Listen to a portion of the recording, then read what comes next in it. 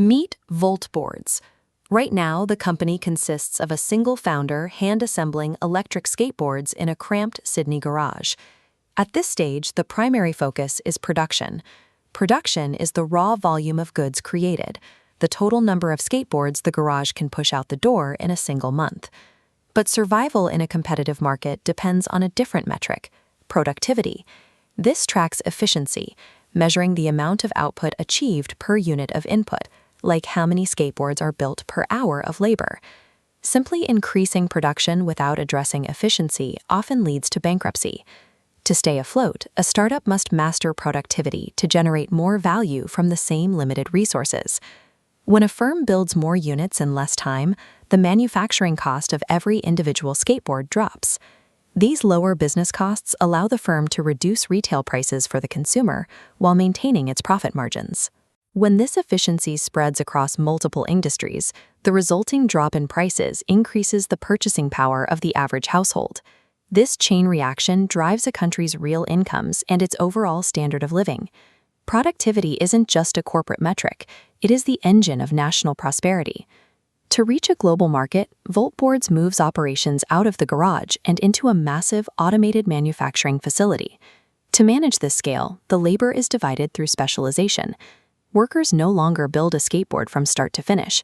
They focus on single, repetitive tasks to maximize their speed and accuracy.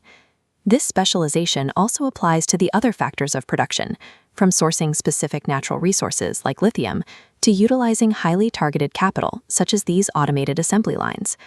Concentrating these resources on specific roles multiplies the total output, proving that structured scaling builds its own momentum. This long-run average cost curve plots average cost against output quantity. As volume grows, Volt Boards experiences internal economies of scale. Unit cost falls as scale increases.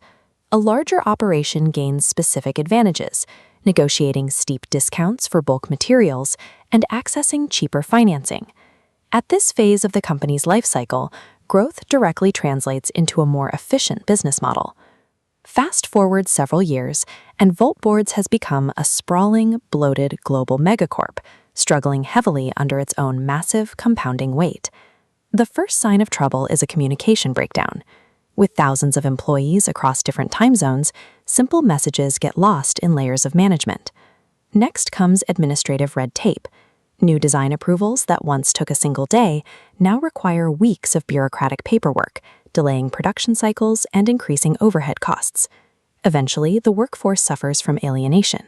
When staff feel like meaningless cogs in a machine, their motivation drops, dragging individual productivity down with it.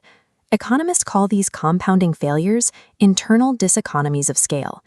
They prove that endless corporate growth eventually creates its own toxic inefficiencies. We map the financial consequences of corporate bloat on the long-run average cost curve. Due to diseconomies, unit costs start rising again, even as production volume increases, creating a distinct U-shape. The curve's lowest point identifies the firm's most efficient moment. This is known as the technical optimum. It is the specific scale of operation where a firm achieves its maximum possible efficiency and its minimum unit cost.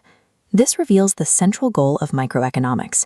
Prosperity isn't found in building endless monopolies, but in helping businesses find and maintain their technical optimum to maximize society's living standards.